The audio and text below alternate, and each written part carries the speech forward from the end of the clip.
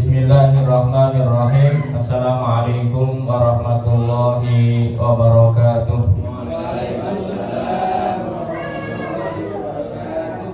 Alhamdulillahirabbil alamin wassalatu wassalamu ala sayyidina Muhammadin wa ala alihi wa ashabihi ajma'in, amma ba'du.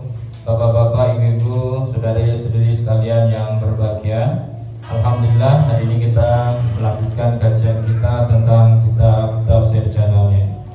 Bismillahirrahmanirrahim. Wa qalu kunu hudan aw nasara tahtadu qul bal millata Ibrahim hanifa wa ma kana minal musyrikin. Allah berfirman, wa qalu, dan mereka berkata, orang-orang Nasrani atau Yahudi ya, kunu hudan aw nasara. Jadi di dalam dakwahnya Rasul itu ketika di Madinah itu ya ketemu orang Yahudi, dibilang masuk Yahudi saja itu yang dapat petunjuk. Ketemu orang Nasrani ya masuk Nasrani saja itu yang dapat petunjuk. Qul bal millata Ibrahim hanifa. Enggak lah, bahkan ajaran Nabi Ibrahim itulah yang lurus ya. Makanya kemarin kita sudah kaji beberapa syariat-syariat yang ditetapkan Allah kepada Nabi Ibrahim, diantaranya beberapa hal yang sudah kita bahas kesempatan yang sebelumnya. Wa ma kana minal musyrikin, dan Nabi Ibrahim itu tidak termasuk orang-orang musyrik ya, tidak termasuk orang-orang musyrik. Makanya kalau orang-orang agama-agama samawi, ketika kita kemudian sama-sama mari kita kembali ke ajaran-ajarannya Nabi Ibrahim, maka sebenarnya akan ketemu titik tengahnya atau titik pertemuannya. Dikatakan dalam tafsir Jalalain, qul lahum, katakan wahai Muhammad kepada mereka ya. Siapa yang harus dikatakan? Tadi dikatakan wa qalu kunu hudan aw nasara, itu adalah kalau orang Yahudi di Madinah mengajak Nabi Muhammad, sudah merger saja ke Yahudi, gak usah bikin agama baru, gitu ya. Bahasanya mungkin begitu. Kalau ketemu Nasrani Najran, udah masuk Nasrani saja. Jadi memang mereka nggak mau ada pesaing baru. Kalau dalam bahasa bisnisnya mungkin begitu ya. Bal nattabi millata Ibrahim, bahkan kami itu mengikuti agama-agama Ibrahim yang lurus, yang hanif ya, mungkin yang lurus ya. Halun min Ibrahim ma'ilan anil adyan kullaha ila dinil qayyim ya. Wa ma kana minal musyrikin, dan sama sekali Nabi Ibrahim itu tidak termasuk orang-orang yang musyrik. Kita tahu bahwa Nabi Ibrahim itu sangat luar biasa ketika memberantas penyembahan terhadap berhala. Bahkan beliau berani memberantas, memotong atau memenggal berhala-berhala agar orang itu berpikir ke depan ada pikiran yang lurus ya. Qulu, berkatalah kalian semua wahai orang-orang mukmin gitu ya. Amanna billah, kami beriman kepada Allah, wa ma unzila ilaina, dan apa yang diturunkan kepada kami yaitu Al-Qur'an. Wa ma unzila ila Ibrahim, dan apa yang diturunkan kepada Nabi Ibrahim yaitu suhuf ya. Nanti di dalam ayat Al-Qur'an yang lain itu ada penjelasan suhufnya Ibrahim itu isinya apa. Mungkin Bapak Ibu sering dengar ya. Inna hadza labis suhufil ula suhufi Ibrahim wa Musa ya. Sebenarnya nanti suhuf yang diberikan kepada nabi-nabi sebelumnya itu nanti terangkum dalam Al-Qur'an, Pak. Hanya beberapa ayat. Makanya sebenarnya Al-Qur'an ini sangat-sangat lengkap ya. Makanya kalau orang mau baca Al-Qur'an itu sudah lengkap. Jadi nggak usah cari yang perintilan-perintilannya. Karena apa? Inna hadzal labis suhufil ula suhufi Ibrahim wa Musa, masuk semua nanti. Yang sudah bahkan aslinya itu sudah nggak ada. Jadi bukan palsu ya Pak, aslinya sudah nggak ada. Jadi kalau aslinya sudah nggak ada, ya yang tahu siapa? Yang tahu yang membuatnya, yaitu Allah Subhanahu wa Ta'ala. Maka kalau ditelusur, kita itu mau mencari kitabnya Nabi Ibrahim, ya nggak bakal ketemu. Misalkan ada penemuan artefak di bawah Borobudur, nggak bisa diklaim itu kitabnya Nabi Sulaiman. Ya, jangan-jangan malah itu yang disembunyikan oleh Nabi Sulaiman, misalnya begitu ya. Makanya kitab-kitab yang sampai sekarang masih ada itu ya kitab samawi hanya Taurat, Injil, Al-Quran. Nah, Taurat ini juga mungkin karena sudah terlalu lama, ya mungkin ada sedikit kesalahan atau perubahan. Injil juga begitu mungkin ya, karena kitab-kitab itu tidak bisa dihafal.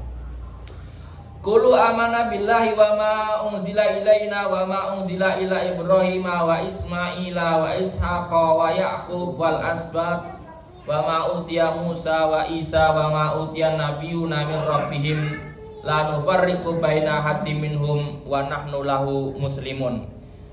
Kita sebagai orang-orang mukmin diperintahkan oleh Allah untuk meyakini ya, iman kami beriman kepada Allah dan kepada apa yang diturunkan kepada kami, kepada nabi-nabi sebelumnya, kepada Nabi Musa, kepada Nabi Isa. Artinya kita itu dengan kitab-kitab yang diturunkan oleh Allah kita harus beriman. Makanya kita itu terhadap kitab-kitab Injil, terhadap kitab-kitab Taurat, kita tidak boleh menuduhnya langsung sesat. Karena apa? Karena berpotensi kitab-kitab itu ada yang masih benar. Bagaimana sikap kita kepada kitab-kitab yang lain yang kita tidak tahu?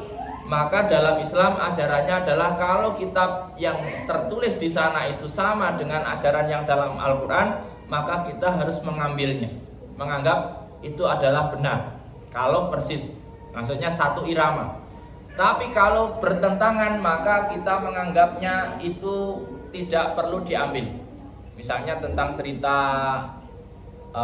siapa yang dikorbankan Nabi Ibrahim, Ismail atau Ishak, maka nggak usah berpolemik soal itu. Tapi kalau ajaran-ajarannya lain, kita harus bertauhid, mengesahkan Allah, tidak mencuri, tidak membunuh dan sebagainya, itu sama. Adapun cerita-cerita yang tidak bertentangan dengan Al-Quran maka boleh dipakai. Misalkan cerita nabi-nabi yang lain itu boleh kita ambil dari kitab Injil ataupun kitab Taurat. Kenapa? Karena dalam Al-Quran ini nggak akan menceritakan penuh nabi, semuanya diceritakan nggak, kecuali mungkin yang paling penuh hanya Nabi Yusuf dalam surat Yusuf. Nabi-nabi yang lain hanya pointer-pointer. Maka kalau ingin detailnya bisa dilihat dalam kitab-kitab sebelumnya.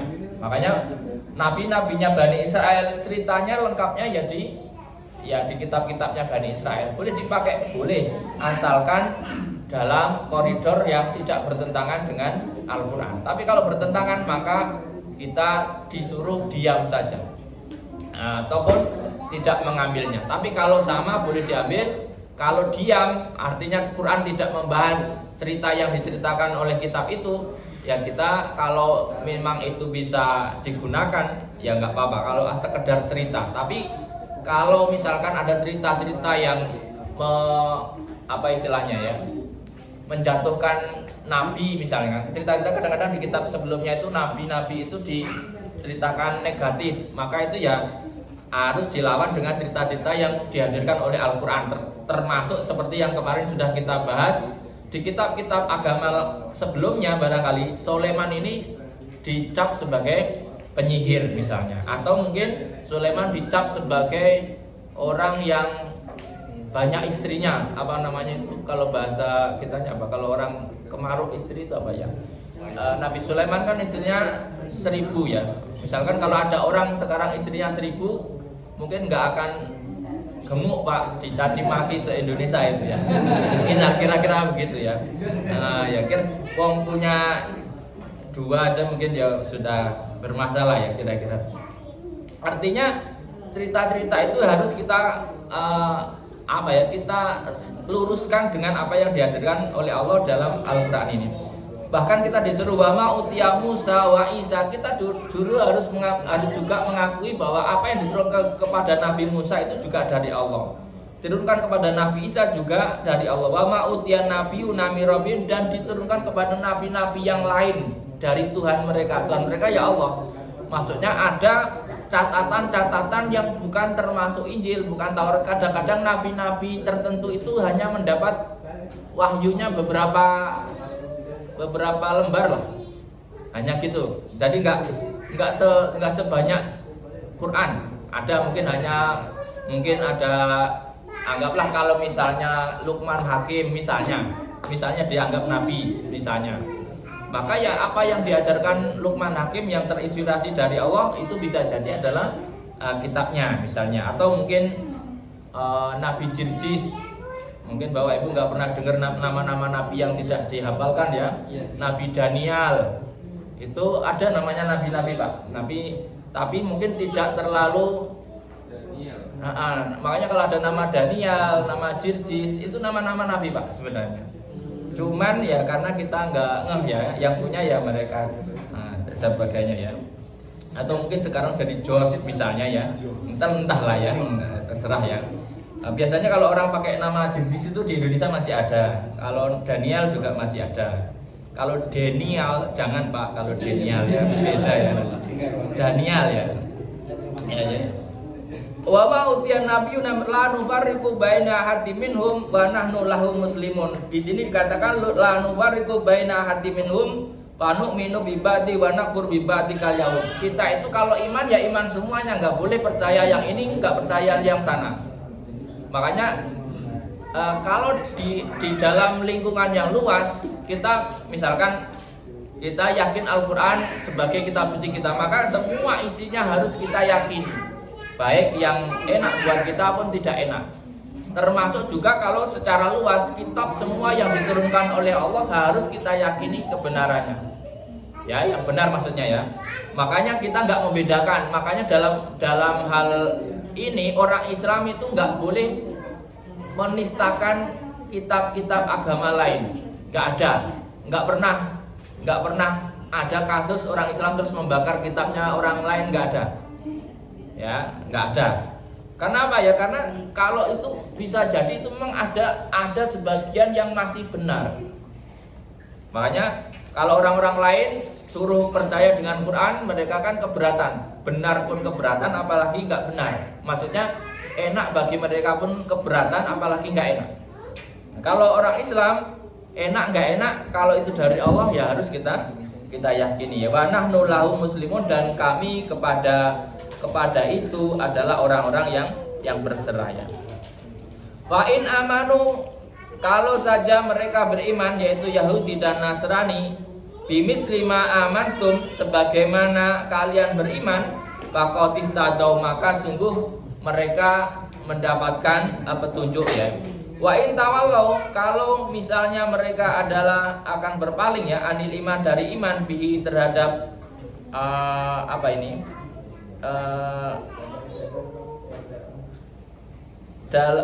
dalam keimanan ya. Fa innamahum bisyikok, maka sesungguhnya mereka dalam permusuhannya atau perbedaan, khilaf ma'akum, berbeda dengan dirimu. Fa sayakfikahumullah, maka cukuplah bagi mereka Allah ya Muhammad sikokohum, perbedaan mereka atau permusuhan mereka atau yang tidak menerima itu apa namanya, penolakan mereka ya. Wa huwas samiul alim, dan Allah maha pendengar lagi maha mengetahui, bi ahwalihim, atas keadaan mereka atau tingkah laku mereka. Waqad kafahu iyahum biqatli Quraidah, dan termasuk terjadinya pembunuhan terhadap suku Quraidah, wa nahyu Nadir, dan diusirnya Bani Nadir dari Madinah ya. Wa darabal jizya alaihim, dan terkenanya jizyah kepada mereka. Artinya gini, orang-orang yang tidak mau beriman ketika sudah didakwahi dan sudah mentok, itu bagi orang-orang pendakwah itu harus menyerahkan kembali kepada Allah. Jadi nggak usah dipaksakan. Nanti alam atau bahasanya Allah itu nanti akan membalasnya secara alami. Jadi makanya kalau Bapak Ibu misalkan didolimi orang, itu kalau sudah disampaikan pembelaannya, sudah kita sampaikan ininya, terus kita kembalikan kepada Allah, maka nanti alaminya itu dia itu berproses sendiri Pak, pembalasannya. Jadi makanya kalau orang Jawa bilangnya Gusti boten sare apa itu ya, lemah teles Gusti Allah yang balas, atau biasanya kalau lemah teles kan untuk kebaikan ya. Kalau yang nggak baik misalnya yakinlah bahwa Gusti Allah mboten sare. Artinya secara proses alami saja itu orang yang berbuat dolim itu akan mendapatkan ininya sendiri. Termasuk juga orang yang berbuat baik. Sebenarnya secara alamiahnya begitu. Belum yang secara non alami, kira-kira begitu. Sibghat Allah, celupan Allah atau cetakan Allah atau apa bahasanya? Dulu itu kalau bikin baju dicelup dulu, Pak. Apa namanya? Batiknya apa bahasanya ya? Mewarnai dulu itu kalau bikin pakaian itu supaya indah itu kan dicelup di pewarna ya. Makanya pewarnaan Allah, kalau bahasa saya mungkin sibghat Allah, pewarnaan Allah atau desainnya Allah ya terhadap makhluk sibghuna Allah wal murad biha dinahu allati fatara nas alaihi liduhuri asari ala sahibi kasib bisawab, sebagaimana sibghu celupan di baju. Jadi agama Islam itu bagaikan cetakan baju yang nyetak tapi Allah. Maka apa sibghat Allah? Wa man asanu minallahi sibghat, terus siapa lagi yang paling indah yang bikin agama kalau bukan Allah? Jadi agama Islam ini bukan agama bikinan manusia. Makanya kalau Bapak Ibu bandingkan agama-agama yang dibikin manusia, misalnya siapa yang bikin agama beberapa tahun yang lalu, Lia Eden misalnya, terus siapa yang ngaku-ngaku nabi, barangkali nanti ke depan juga masih ada orang berupaya membuat agama-agama baru misalnya, itu mesti nanti akan jauh bedanya. Bisa dibedakan agama-agama produk dari Allah Subhanahu wa taala dibanding produk-produk manusia itu akan jauh. Wa man asanu minallahi sibghah wa nahnu lahu abidun, dan kami terhadap hal itu ya, terhadap Allah maka kami menyembah. Qala al-yahud lil muslimin nahnu ahlul kitab bil awal wa qiblatuna aqdamu wa lam takun anbiya minal arab walau kana Muhammad nabiyan lakana minna. Orang-orang Yahudi berkata kepada orang muslimin di Madinah waktu itu ya, dia mengklaim kami itu ahli kitab yang lebih senior. Wa qiblatuna aqdam, dan kiblat kami lebih dahulu. Walam takunil anbiya minal arab, dan tidak pernah ada satupun nabi itu dari Arab. Walau kana Muhammad dan nabiyan, kalau seandainya Muhammad itu nabi, lakana mina, maka harusnya dari sini. Jadi saking bangganya dengan sukunya Bani Israel, Pak. Jadi karena nggak pernah ada nabi dari Arab, seolah-olah itu nggak akan mungkin nabi itu dari Arab. Makanya dia nggak menerima nabi dari luar klannya. Kok nabi dari Arab? Nggak pernah ada ceritanya nabi dari Arab. Nggak pernah ada ceritanya presiden dari non ini misalnya ya Pak. Contohnya begitu. Itu contoh ya Pak. Nggak ada ceritanya misalnya orang apa misalnya, harusnya kan kalau orang jadi presiden itu rata-rata keturunan orang kaya, logika sederhananya. Nggak ada ceritanya presiden dari orang miskin misalnya ya. Nggak ada ceritanya, misal macam-macam lah. Ini sama Pak nanti model-modelnya.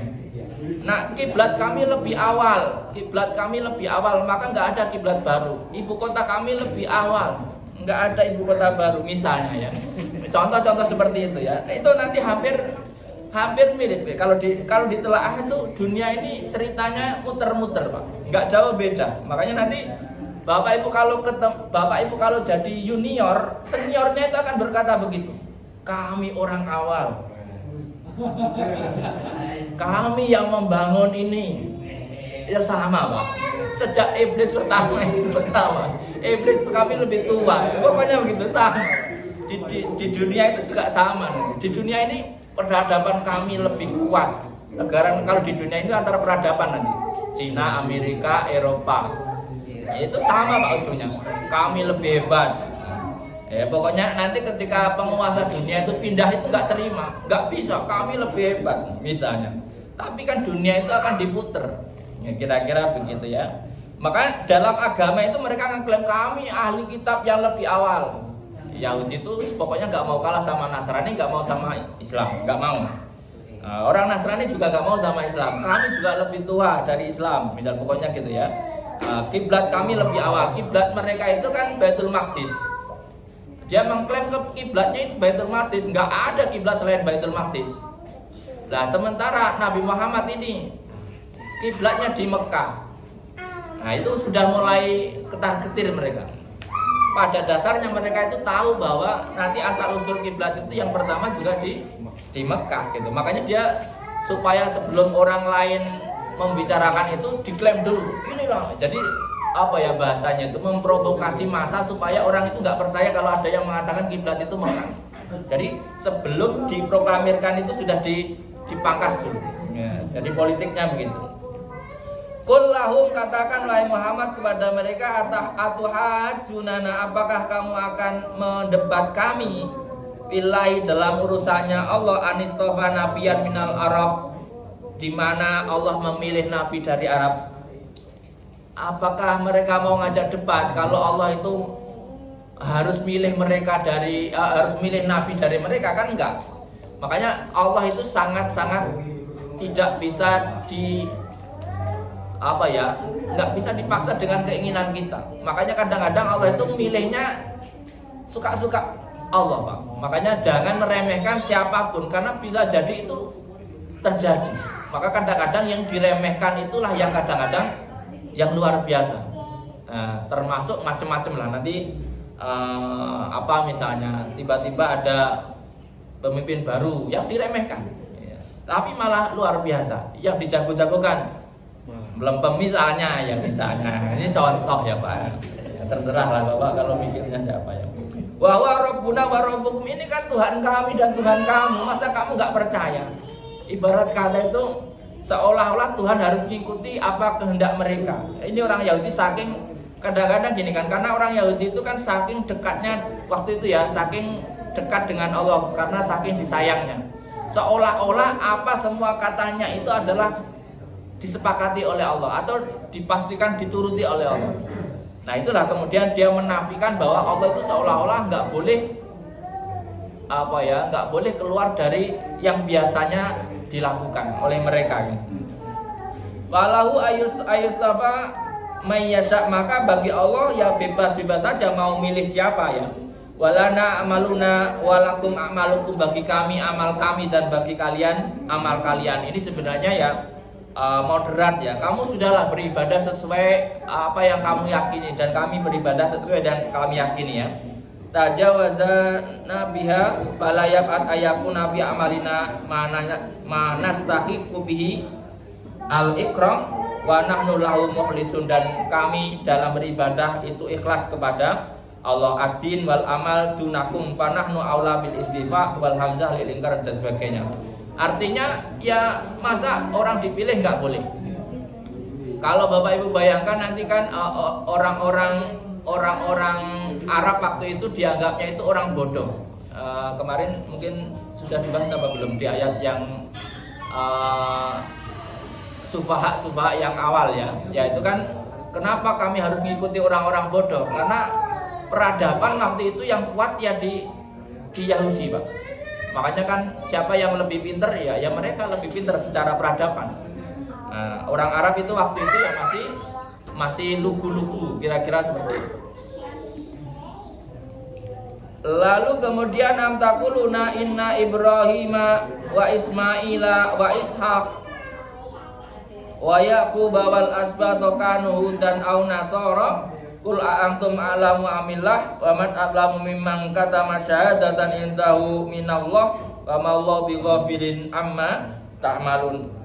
Am taquluna, apakah kalian akan berkata ya, sesungguhnya Ibrahim, Ismail, Ishak, Yakub dan anak turunnya itu Yahudi, au Nasrani, au Nasoro atau Nasrani, kul a'antum a'lamu amillah, apakah kamu lebih tahu daripada Allah? Kadang-kadang itu mereka mengklaim bahwa Ibrahim, Ishak, Ismail itu semuanya Yahudi karena dia adalah nenek moyangnya Yahudi. Ini kalau saya contohkan itu seperti mungkin Pak Soekarno misalnya itu adalah anggota PDIP misalnya ya.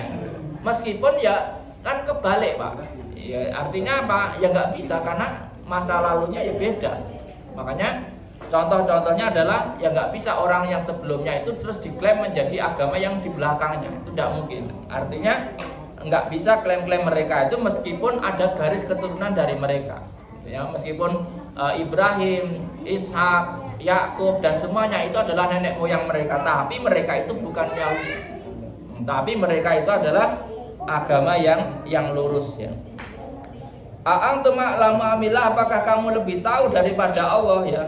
Allahu a'lam waqad bari'a minhuma Ibrahim biqalima kana Ibrahim Yahudiyya wala Nasrani dan sebagainya ya.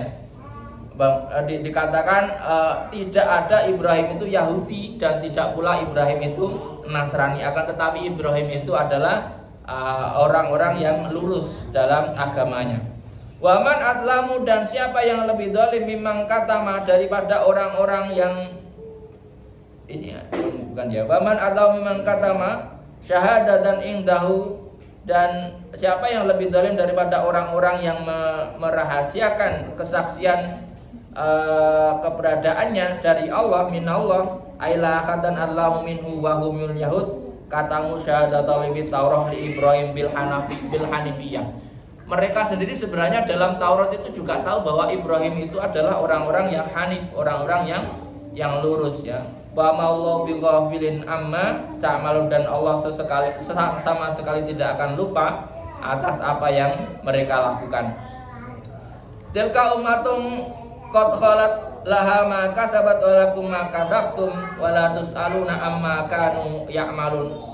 Umat-umat terdahulu itu sudah lewat ya, apa yang dilakukan maka bagi mereka lah ya.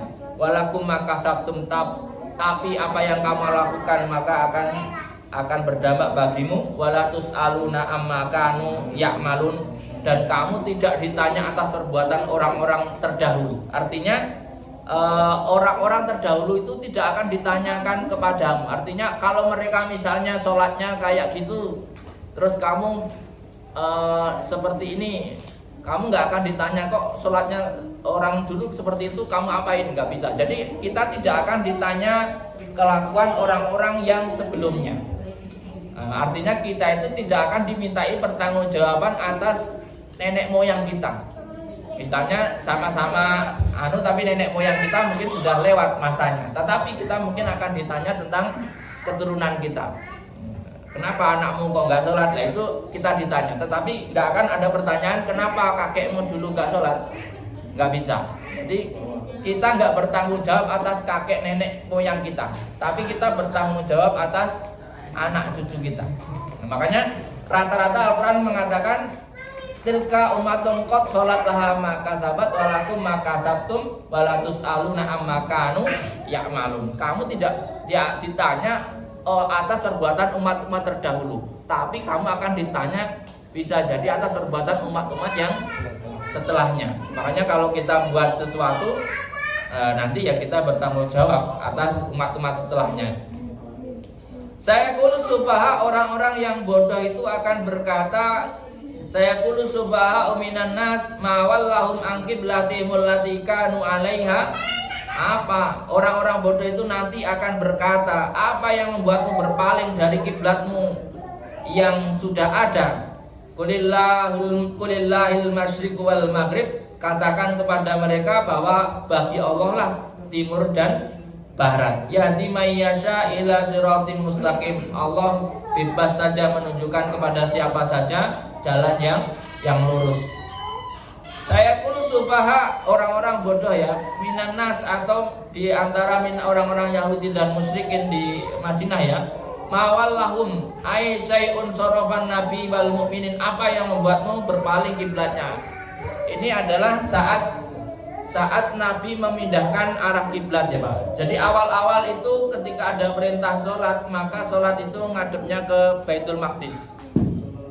Jadi sholat itu menghadapnya ke Baitul Maqdis. Sholat itu kira-kira ya sebelum hijrah beberapa tahun ya, 1 tahun atau berapa itu ya kira-kira ya. Jadi sholat itu asalnya menghadapnya Baitul Maqdis, menghadap yang sekarang disebut apa itu Yerusalem ya, Yerusalem atau bahasanya gitu ya, menghadapnya ke sana. Lalu kemudian Allah itu memerintahkan untuk berpaling. Nah, memerintahnya Allah untuk berpaling itu ketika Nabi sudah menjalankan sholat menghadap Baitul Maqdis itu sekitar 16 atau 17 bulan. Berapa itu kira-kira ya? 1,5 tahun sudah menghadap Baitul Maqdis. Tiba-tiba pindah, Pak. Pindah arah. Nah, orang-orang yang mengikuti Nabi ini terpecah, Pak, suaranya. Ada yang melanjutkan keimanannya, ada yang murtad. Jadi sebenarnya ini adalah saringan. Jadi kalau dalam konsep politik itu kadang-kadang untuk menguji loyalis itu harus berpindah arah. Nanti kelihatan kok, Pak, siapa yang mengikut dan siapa yang tidak ya. Ini sebenarnya Anda amati sama, Pak, konsepnya. Makanya untuk menguji orang ini 100% ke kita atau enggak itu ketika kita belok. Beloknya bukan belok kanan tapi putar balik, Pak. Jadi kalau Bapak Ibu bayangkan Madinah itu sholatnya kalau menghadap Masjidil Aqsa itu menghadap ke utara.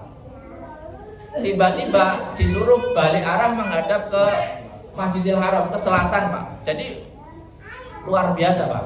Ini kejadiannya kalau dalam beberapa riwayat di sholat asar ya. Jadi sholat asar itu 2 rakaat menghadap ke utara, 2 rakaatnya menghadap ke selatan. Nggak usah ditiru di masjid ini, nggak bisa ya, Pak, ini. Jadi karena dulu ya masjidnya nggak segede Masjid Istiqlal itu, enggak lah ya. Maksudnya imam itu pindah, Pak. Imam pindah. Nah, makanya nanti ada fikih yang mengatakan ya jalan dalam sholat itu ya boleh, karena waktu perpindahan kiblat itu ya pindah. Ya makmumnya ya otomatis. Uniknya itu memang sahabat Nabi itu keren ya, Pak. Nggak terlalu banyak bertanya dalam sholat. Pokoknya Nabi pindah, dia pindah gitu. Jadi nggak kayak kita. Kalau imamnya pindah langsung, ada apa ini? Gitu ya. Nah, jadi bedanya itu ya. Kalau sahabat Nabi itu pokoknya udah Rasul ngaduk sana ya ikut ke sana ya. Nah inilah kemudian ketemu, Pak, orang-orang yang awalnya ngaku-ngaku masuk Islam. Dulu itu ada orang nyamar masuk Islam gara-gara apa? Gara-gara kiblatnya sama. Jadi karena ada orang-orang Yahudi yang masuk Islam hanya karena pura-pura.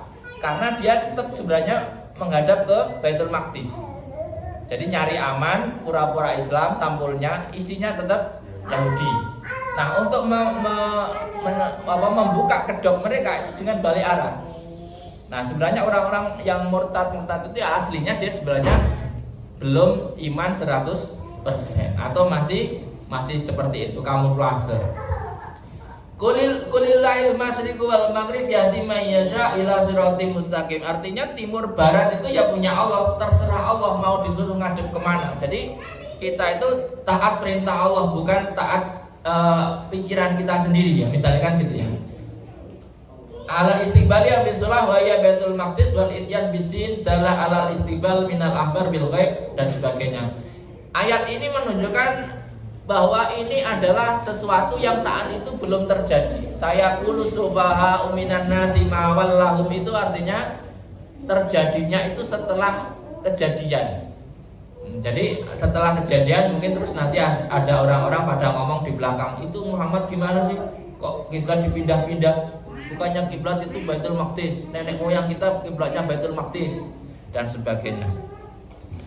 Kemudian wakadzalika ja'alnakum wakadzalika dan sebagaimana kami berikan hidayah ja'alnakum ya umat Muhammad umatan wasatan, maka umat Nabi Muhammad ini dijadikan umat yang moderat.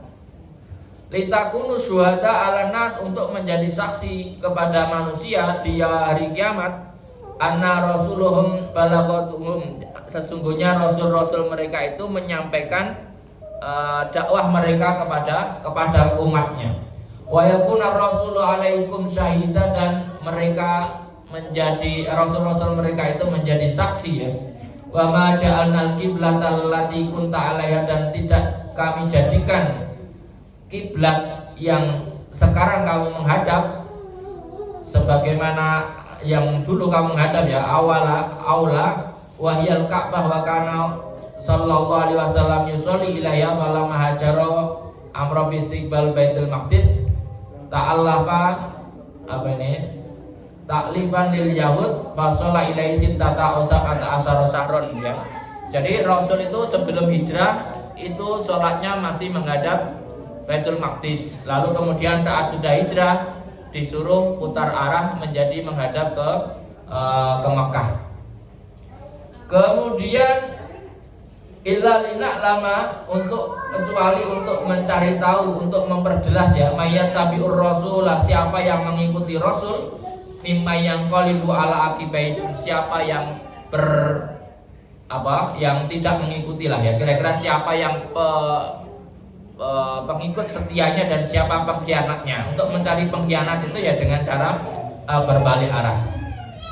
Ayarji'u ilal kufar syakka biddin wa dhanna anan nabi bi khirah min amrihi wa qadir tadalidzalika jamaah.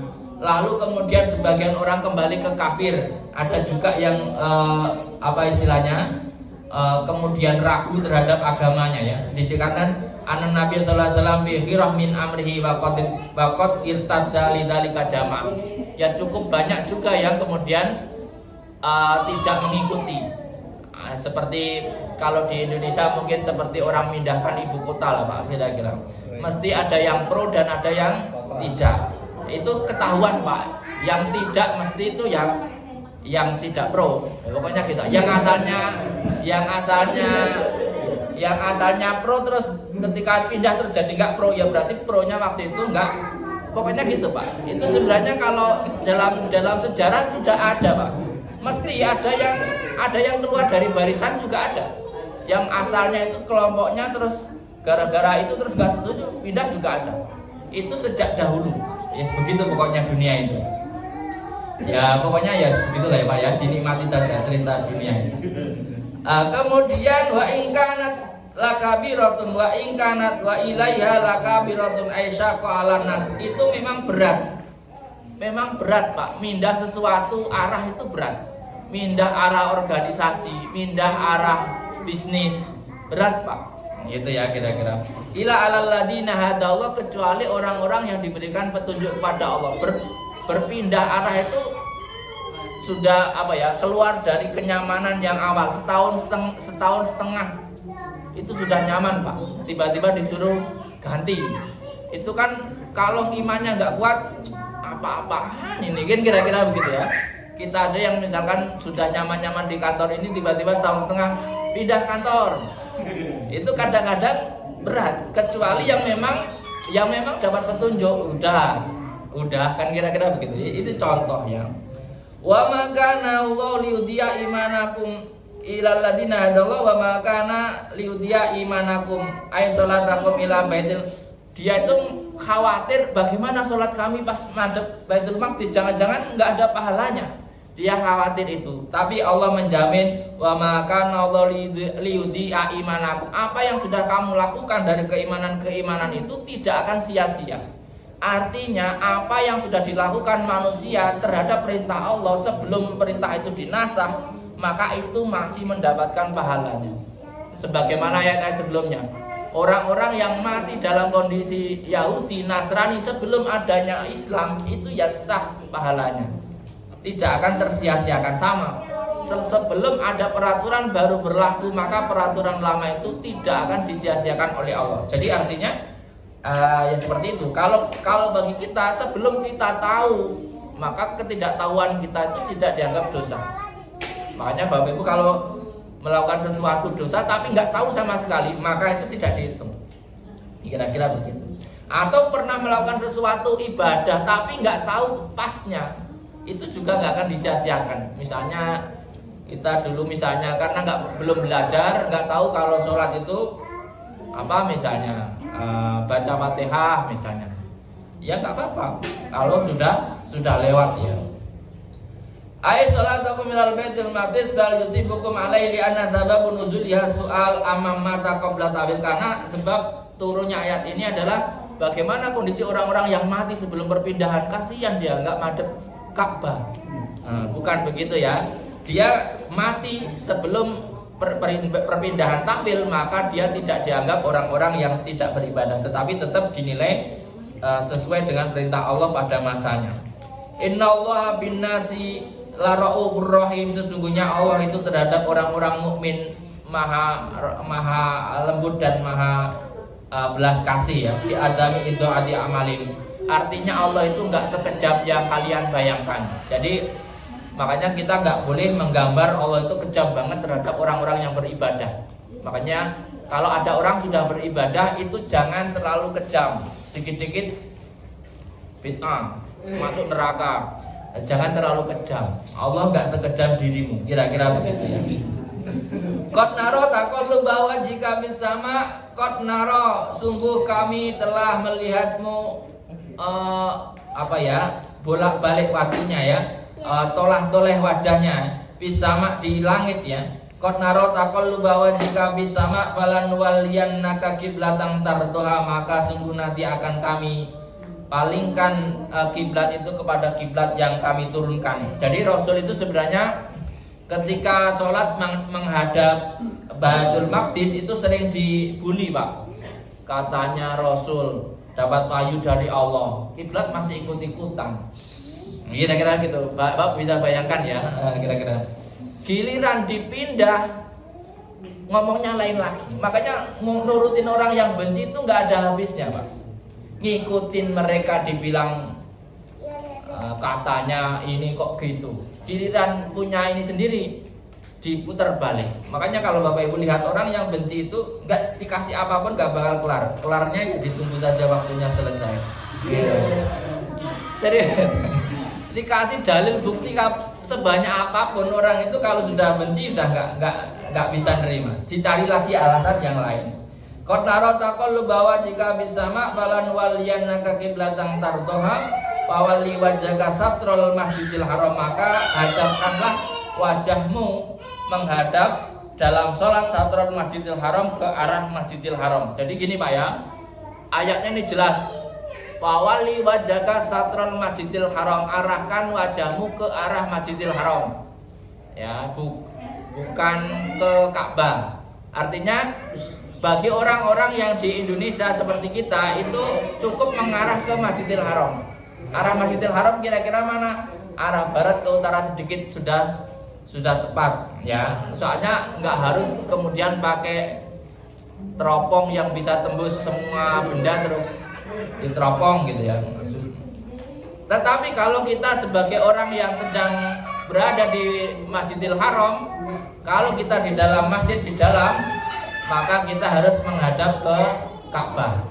Kalau kita misalnya ada orang yang di luar Masjidil Haram secara bangunan, maka kita menghadap masjidnya. Kalau kita di luar negara Arab, maka kita cukup menghadap ke arah Mekah. Sudah cukup. Jadi tidak harus, kan dulu nggak ada kompas, apa nggak nyasar.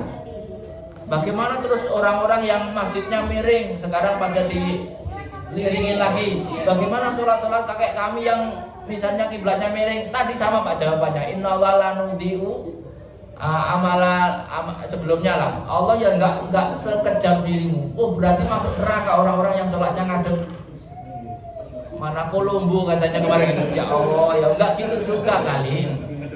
Ya kemarin kan. Ya kadang-kadang orang itu untuk mencari dalil pembenaran dirinya itu sampai menyalahkan orang-orang yang ya memang orang namanya nggak tahu itu ya nggak salah Pak, gitu lah kira-kira. Kalau tahu baru ya keliru. Sudah tahu kiblatnya ke sana, Bapak sholatnya kebalikan, nah itu salah. Tapi kalau nggak tahu ya nggak apa-apa. Qad nara taqalluba wajhika bis sama balan waliyannaka qiblatan tardoha fawalli wajhaka satral masjidil haram wa haitsu ma kuntum fawallu wujuhakum satro, dan dimanapun kalian berada maka hadapkanlah wajahmu saat sholat menghadap ke arah Masjidil Haram. Jadi kemana saja kalau sholat harus menghadap Masjidil Haram. Maka Bapak Ibu kalau sedang sholat, apalagi sholat fardu, maka wajib saat sholat itu menghadap kiblat. Makanya nggak boleh Bapak Ibu misalnya dari Jakarta ke Surabaya, terus naik mobil, terus waktunya sholatnya menghadap ke depan, ke timur, nggak boleh. Kalau sholat itu sholat fardu. Makanya kalau sholat fardu usahakan harus selalu menghadap kiblat selama sholat. Selama sholat ya. Makanya biasanya yang di kendaraan-kendaraan itu usahakan menepi, turun atau sholat di rest area misalkan, itu lebih pas kalau sholatnya sholat fardu. Kalau sholat sunnah tidak apa-apa. Atau kalau sholatnya sholat lihurmatil waktu tidak apa-apa. Tapi kalau sholatnya sholat fardu harus turun dan pastikan selama sholat itu menghadap kiblat. Nggak boleh juga mentang-mentang dari Surabaya ke Jakarta naik mobil, ini kan ke arah barat sholat. Nah jalan itu kan nggak selurus terus kan gitu. Makanya kadang-kadang habis takbir lurus nanti belok, batal sebenarnya. Jangankan itu, Bapak Ibu kalau sedang sholat tiba-tiba kok miring terus putar hadap kiri misalkan, terus itu batal Pak. Makanya kalau Bapak Ibu sholat jangan noleh gini, batal Pak. Misalkan mau rukuk gini dulu, batal. Makanya posisi dada ini harus stabil menghadap kiblat, kecuali saat sujud ya, sujud dan sebagainya. Kalau sujud itu kan memberi kesempatan punggung bisa menghadap kiblat dan sebagainya ya. Makanya sebenarnya kalau orang salam itu nggak boleh terlalu goyang begini.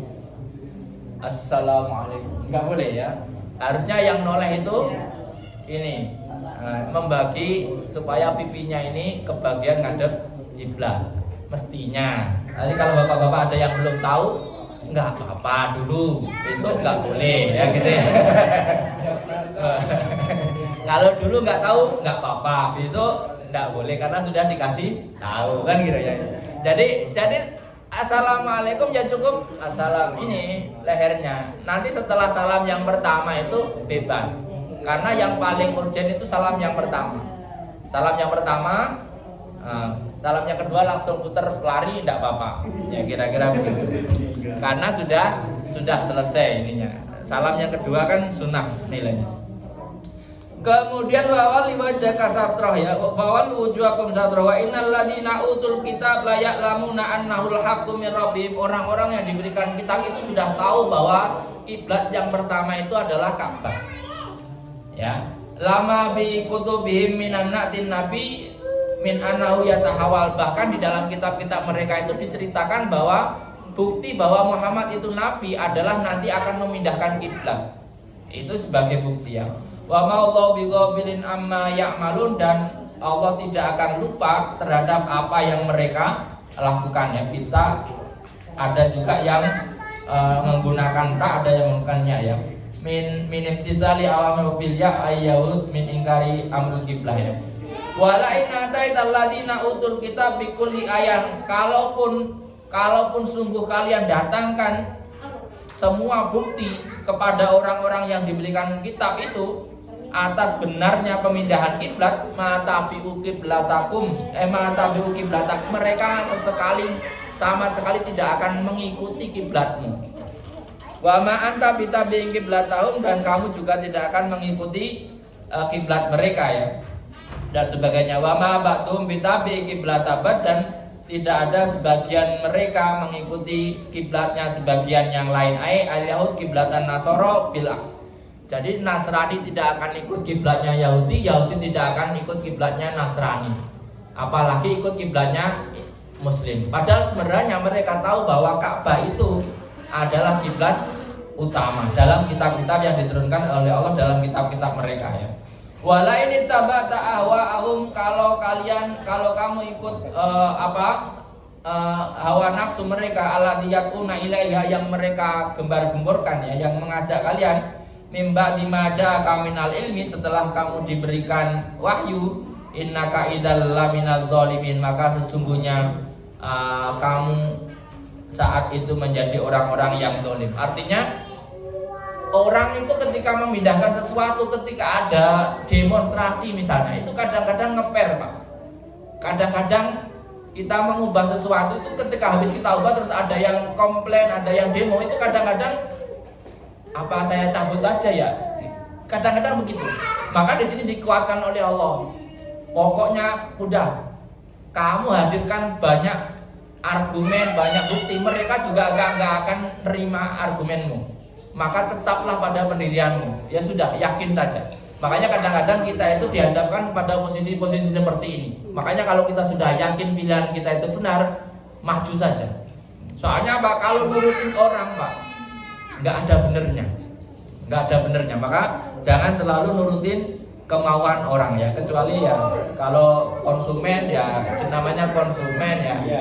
Bapak Ibu nurutin konsumen aja kadang-kadang salah terus kalau konsumennya rewel kan. Ini kurang itu, kurang itu. Dasar kadang-kadang begitu ya. Apalagi orang banyak, makanya Bapak Ibu lihat politik itu nggak bakal ada kata sepakat 100% enggak ada. Makanya Bapak Ibu kalau jadi pemimpin kok menunggu semua orang setuju, mati saja. Mati saja ya. Semua orang setuju ya kira-kira. Jadi nggak bisa memberikan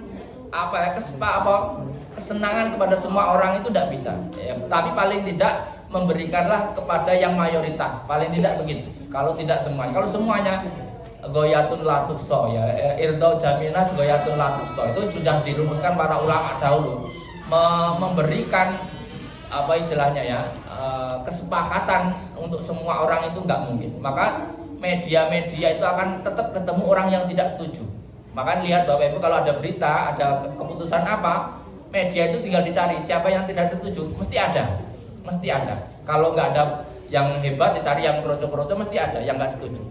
Nah, kalau nggak ya dicarikan yang tidak setuju, terus bayarin orang supaya ngomong nggak setuju juga ada. Ya macam-macam pokoknya ada ya, pokoknya gitu ya. Kadang-kadang lewat orang lain gitu, nggak mau dengan dirinya sendiri lewat. Itu namanya pokoknya dari dulu semua begitu. Maka kadang-kadang kita diajari kalau memang kamu sudah yakin kebenarannya, jalan terus. Apalagi soal dakwah, soal pendidikan. Kadang-kadang kalau kita nurutin komplainnya orang, Pak, nggak jadi, nggak punya konsep kita. Pokoknya sekolah itu harus begini, sekolah itu harus begini. Kalau nurutin semua pendapat orang, jadinya sekolah kita nggak jadi-jadi, Pak. Serius. Misalkan sekolah itu harus dekat jalan raya, harus jauh dari pasar, harus macam-macam. Akhirnya nggak ada sekolah. Makanya pokoknya semua itu, makanya kalau kita nurutin kata orang itu ya nggak jadi jalan. Makanya kalau dilihat dari dipelajari dari ayat yang ini, ketika Allah memutuskan sudah kamu pindah kiblat saja, meskipun kenapa kok ada misalkan Anda bisa bayangkan ya, umat misalnya punya jamaah yang anggaplah Rasul punya sahabat misalnya waktu itu kan belum banyak juga. Anggaplah mungkin 500 orang, Pak. Kira-kira begitu ya. 500 orang, kalau yang murtad itu 200 orang. Itu tetap keder, Pak. Gara-gara pindah kiblat hilang 200. Ibarat kata kita punya konsumen 500, Pak. Gara-gara kita pindah apa misalnya? Ganti nama, hilang 200 itu kan apa balik lagi ya ke nama yang sebelumnya kan. Itulah kadang-kadang godaan atau ketika kita berubah ya. Tapi kalau itu memang baik untuk masa depan, tetaplah pada keyakinannya bahwa insya Allah itu akan selesai pada masanya. Alladzina atainahumul kitab ya'rifunahu kama ya'rifuna abna'ahum wa inna fariqam minhum la yaktumunal haqqa wa hum ya'lamun. Orang-orang yang diberikan kitab kepada mereka mengetahui Nabi Muhammad itu sebagaimana mereka mengetahui anak mereka sendiri. Jadi sebenarnya cirinya Nabi Muhammad itu sudah sangat gamblang diceritakan di dalam kitab-kitab sebelumnya. Makanya sebenarnya kalau Nabi Muhammad itu Nabi, mereka sangat-sangat sadar dan yakin. Akan tetapi ya karena tadi senioritas, lah Pak, ini nggak cocok jadi pemimpin, harusnya ini. Nah misalnya begitu ya, itu karena senioritas. Ya itu dari dulu seperti itu. Ya sah-sah saja kira-kira seperti itu. Apa ya'rifuna kama ya'rifuna abna'um wa inna fariqam minhum la yaktumunal haqqa wa hum ya'lamun. Sebagian mereka merahasiakan ayat-ayat itu padahal mereka sendiri tahu. Wallahu a'lam. Demikian, semoga ada manfaatnya kajian kita pada hari ini. Adanallahu iyyakum wa lakum minkum wallahu muwaffiq ila aqwamit thoriq. Assalamualaikum warahmatullahi wabarakatuh. Waalaikumsalam warahmatullahi wabarakatuh.